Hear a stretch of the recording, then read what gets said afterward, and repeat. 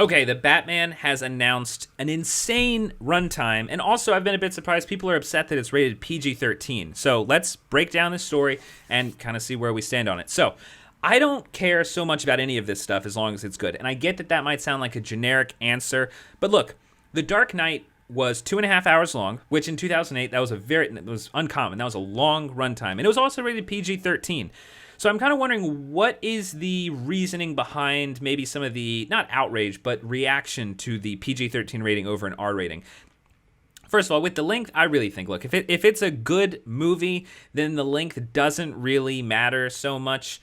If you see a long runtime, I think maybe it gives you a little bit of doubt. Maybe you're kind of like, wow, you've either really got to be very confident in your story, or you were editing this movie through the pandemic and you got way too up your own ass, spent too much time in the editing room, and felt too confident about this story that isn't actually that good. So we'll see. I think more doubt than anything. I'm not too upset about the runtime of the movie. But the rating, I think there's an odd philosophy around the R rating. I feel like PG-13 movies were seen as a cash cow because you get a bunch of audience in there.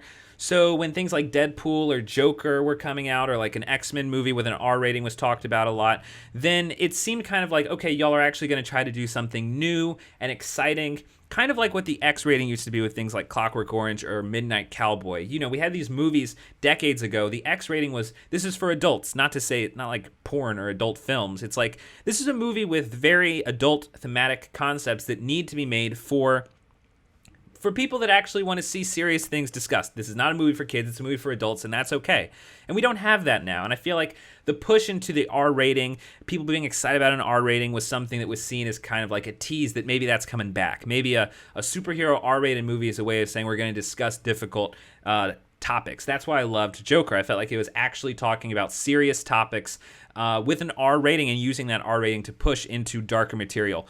But I also don't think that it's a reason for concern. There are tons of movies with PG-13 ratings that do really exciting stuff. Split, really, really dark movie, but an exciting movie, had a PG-13 rating. Jaws was famously PG, and that movie's incredibly dark. So I would say, with this filmmaker who has shown before that they are able to do dark material without needing an R rating, I'm not so worried about that. I understand where it's coming from. I think the audience is really wanting to see, this is kind of what Ben Affleck was talking about a few weeks ago. They want to see serious storytelling for adults, and we don't get that a lot. So I understand it wanting to be an R rating. I understand the discomfort around it being announced as a PG-13 movie. But honestly, I don't think there's a lot of reason to be upset about this rating. So leave your thoughts about this one in the comments. And thank you very much for subscribing to 5 Minute Critic.